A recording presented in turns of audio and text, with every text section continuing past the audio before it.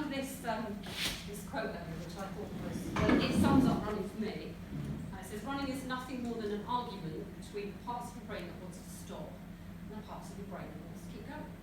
Do you agree? Yeah. There's that point, isn't there, sometimes where your brain just goes, stop, and then your body keeps going. And I think running is as much, if not more, a mental game than a physical game.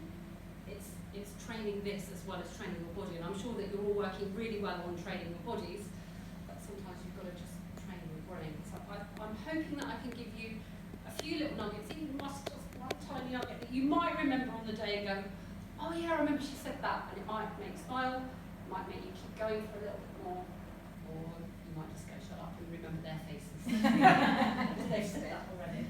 So my name's Lisa Moore. I'm a health and motivational coach, and I run a business in Hospice called Fit for More. And 2011, I decided to celebrate my 40th birthday running a London Marathon, which was great, but my birthday was 2 weeks before the event, which meant no alcohol, no champagne on my birthday, so it wasn't really a very good idea. But at that time, I'd been a personal trainer for about 5 years. I had 2 daughters, one of whom you've already met, but Lily was 2 then, and my eldest daughter was 5. So it was quite tough trying to find the time, trying to be a mum, trying to run a business, trying to run a marathon. And I was fairly fit, but it was just quite hard. I want to say to you, and I know that Fiona and Wendy have already said this, but you are all amazing, because taking on a marathon or a half marathon, or who's doing 50 miles? It's incredible. So I hope you all realise that you're all heroes in my eyes, and I'm sure in the ladies' eyes. So well done. I want to give you five bits of wisdom, or 5 steps that I think will help you with your training. And I hope it will help you. Some of you are seasoned runners, I can tell, and I know that you're triathletes and things like that. So some of this you're already going to know, just to remind you. So the first thing, and I think really can help you, is visualization. We have this thing in our brains called the reticular activating system. Has anybody heard of that before? So it's like a filter, because if you think about all the things that are going on around us all the time, our brains cannot take in those billions and millions and trillions of things. So this system filters the data that you get into your brain, and it helps you with what you believe to be true. But the reticular activating system, I'm going to call it the RAS, because that's just a big mouthful, it doesn't have to come from external sources to work. It's internal sources of work. So the way you think about things, the RAS will help you to realise that they are true. So if you've ever had that situation where you've got to go to a big meeting, or you're going to go and meet somebody new, and you're thinking, it's going to be awful, it's going to be awful, it's going to be awful, I'm going to make a fool of myself, it's going to be horrible. And actually that's what happens. But if you go along to a meeting and you're like, this is going to go really well, and I'm going to feel really confident, and I'm going to get on well, and I'm going to get the sale, or whatever it is, 9 times out of 10, that's what happens. That's your brain telling your RAS what to believe. So the power of visualization with running is really important. And sports psychologists have used this for years with their athletes. The trainers will get their athletes to visualize their race or their game. So if they're playing football, the footballers will imagine how it's going to be, how it's going to turn out. Or the runners will visualize themselves on the blocks at the beginning. They'll see it. They'll see the line. They'll see the finish line. And they'll build that picture in their brains of how their heart's going, that their bodies are feeling strong, that their head's up, that their breathing is in control. And if you spend time thinking about how you're going to run your race and visualise yourself, if you're doing the London Marathon, visualise Canary Wharf, visualise Tower Bridge, visualise the Thames, visualise Big Ben at the last mile where you're running down the mile. Visualise how you're going to feel. So feel it, see it, hear it, smell it, and the brighter and bigger that you can build that picture again and again and again and again, is going to really help you to run that race the way you want to run. And it's something that you can do as well. You know those days when you go out and everything works, and you come back from your run and you go, at last, finally, it was great. You know, maybe you've run up that hill that you've struggled with for weeks. It's almost like take a camera shot, close your eyes, take that photograph, remember how it was. So when you go out on the day where it's blowing a hoolie and you feel really tired and you really don't want to be out there, you can take that snapshot and go, no, I've run this before, I know what to do, I know how it feels, and you'll get up that hill. It can really, really help you. So just spending time, close your eyes and visualise if you can, but you are all sitting here with pictures going around in your head. You might not even realise it until I've said that. You don't have to sit there with your eyes closed and visualise and go, okay, that's me. You can do it any time. Just bring that picture into your head as often as you can, and I promise you it will definitely help you on the day. So that's my first tip. My second tip is focus on what you can control, not on what you can't. So in 2011, when I ran the London Marathon, it was really, really, really hot. It was almost one of the hottest marathons they'd had. And the Bright Marathon had been the week before, and that was, 80 plus. I think it was like 86 degrees or something in April. You can't control that. There's nothing you can do about it at all.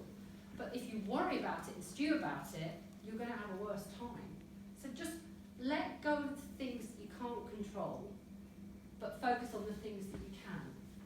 So, if the weather forecast says it's going to be hot, then think about hydrating yourself properly before you come to the race. Think about your sunscreen, think about your sunglasses, your hats, all that sort of thing. So don't worry about things you can't change. Like, if you're running the marathon and you suddenly think, oh, I need a wee, and there's a huge long queue for the portaloos, which there always is, do what I did.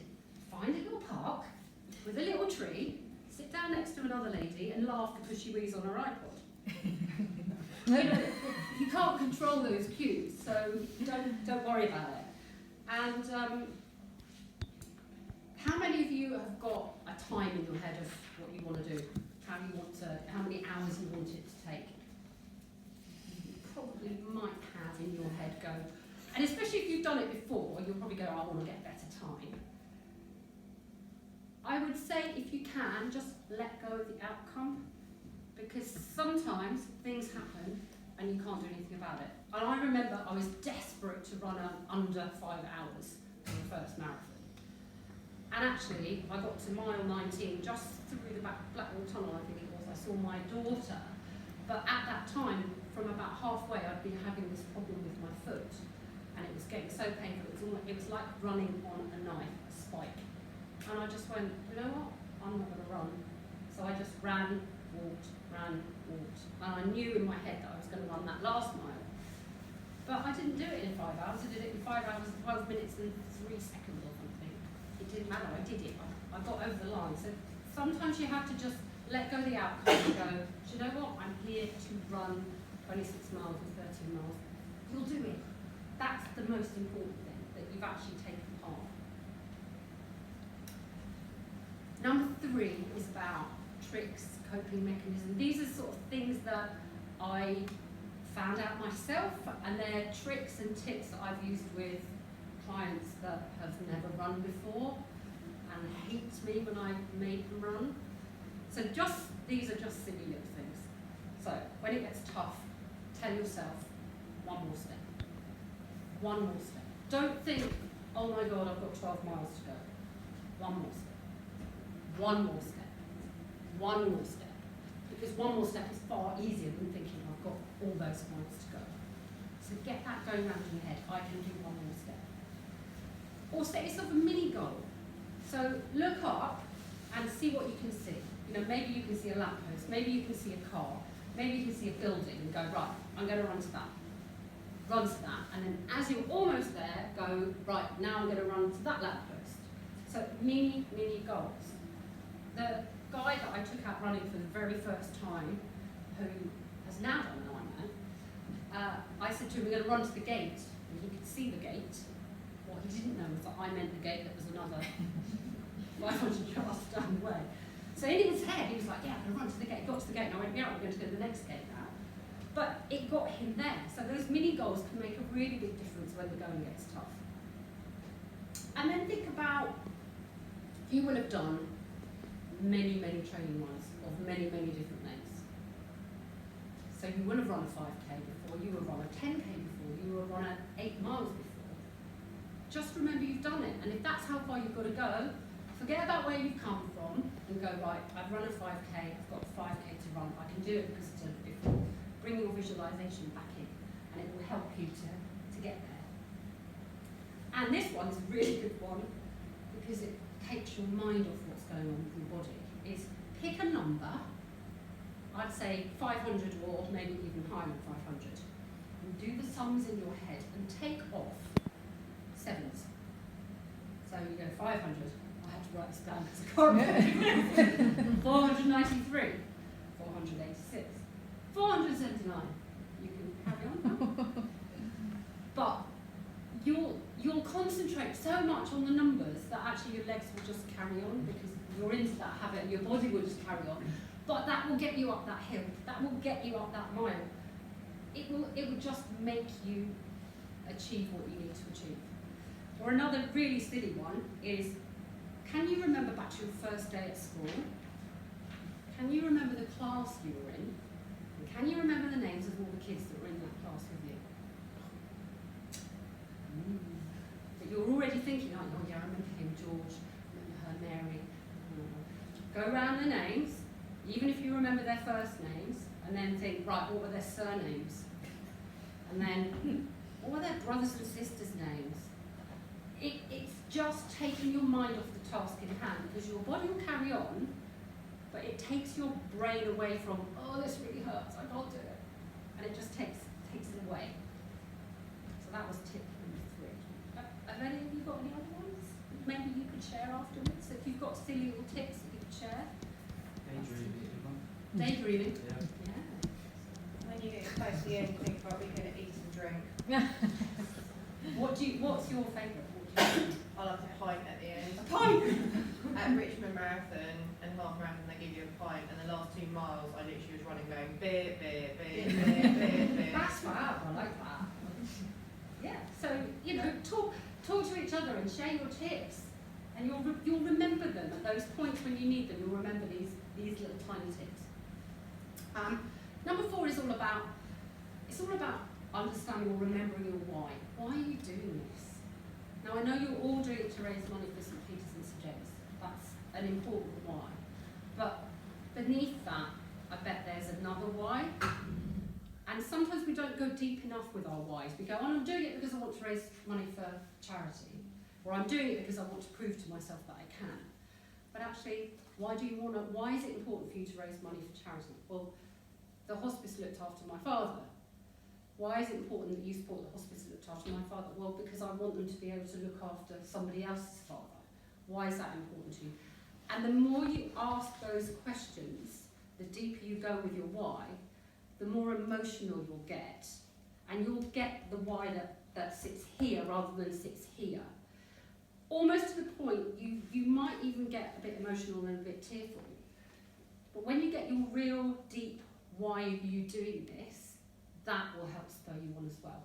When the going gets tough, when it's a tough training day, when the weather's rubbish, when your foot hurts or your knee hurts, remembering that why is gonna help keep you going. And then my last tip, and this was one that I didn't do myself, and I really regret it, is don't be afraid to ask for help. I did all my training alone. I didn't feel I wanted to ask anybody to run with me. I don't know, I felt if I joined a running club that I would be so slow and rubbish. Because I was a personal trainer, everybody would think I was ultra fit, which I didn't think I was. So I was embarrassed to start with a running club. I was embarrassed to ask people for help, but don't be afraid to ask for help. Talk to the other people in the room, talk to Wendy and Fiona, talk to somebody who's done it before. Go and work with a coach, go and work with a running club, ask for help.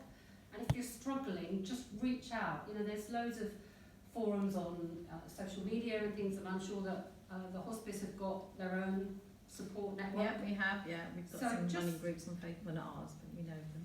Yeah. Just don't be afraid to ask for help, or if you're struggling and you just need to have a bit of a cry, because that's important too. You need to let the emotion out. And actually, there's one more step.